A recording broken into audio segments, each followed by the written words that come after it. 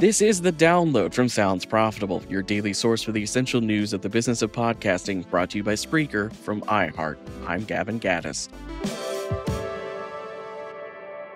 Before we get started, last call tomorrow at 2 p.m. Eastern Standard Time. Tom Webster will be hosting a free webinar titled Building a Sales Pitch for Podcasting. The hour-long event will feature tips and strategies for pitching the world of podcast advertising to agencies, as well as how to use Sounds Profitable's grab bag of data, the safest bet, to back up that pitch with data. Register now. Here's what you need to know for today, Tuesday, August 6th. First up, Tom Webster of Sounds Profitable, top 5 strategies for growing your podcast audience. An interview with Tom Webster focusing on the current best avenues for growing a podcast's audience. While social media can seem like a logical route, Webster says the only real proven avenue for growing a podcast with social media is to already have a sizable social media following before you start the podcast.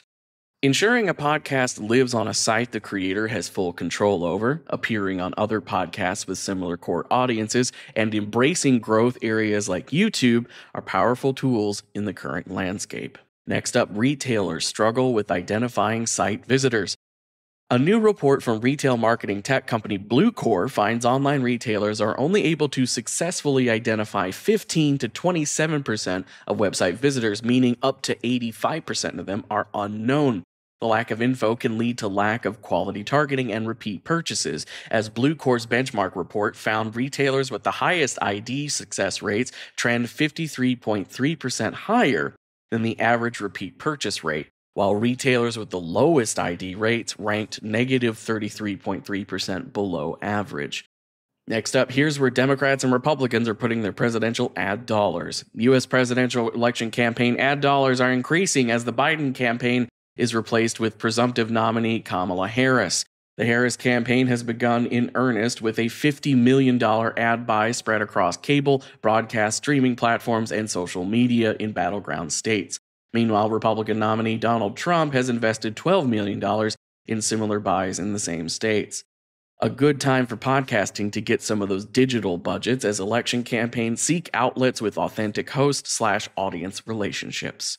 And finally, how marketers are trying to balance performance and storytelling to build the modern Evergreen brand. A renewed focus on brand storytelling to keep brands evergreen in consumers' minds is sweeping companies like Nike, which is reportedly reestablishing a bespoke brand storytelling division that was previously dissolved. As it becomes easier for consumers to communicate back at a brand, building an image and maintaining it long-term is vital.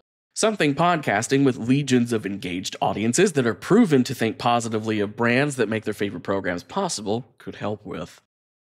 As for the rest of the news, Hubbard Radio appoints John Goforth as VP/GM of podcasts. Nick Kastner launches Podcastner podcast consulting business. Matthew Layton has announced he is now Director of Content Partnerships at QCode. Australian audio entertainment company Nova has launched a sizable campaign for their podcast network, and Crooked Media Union members stage walkout regarding extended contract negotiations. Be sure to check out the links to every article mentioned right in your podcast listening app or at soundsprofitable.com, where you can also subscribe to the newsletter version. The download is written and produced by Newton Shuttlecotti, myself, Brian Barletta, and Tom Webster. This episode is hosted on Spreaker.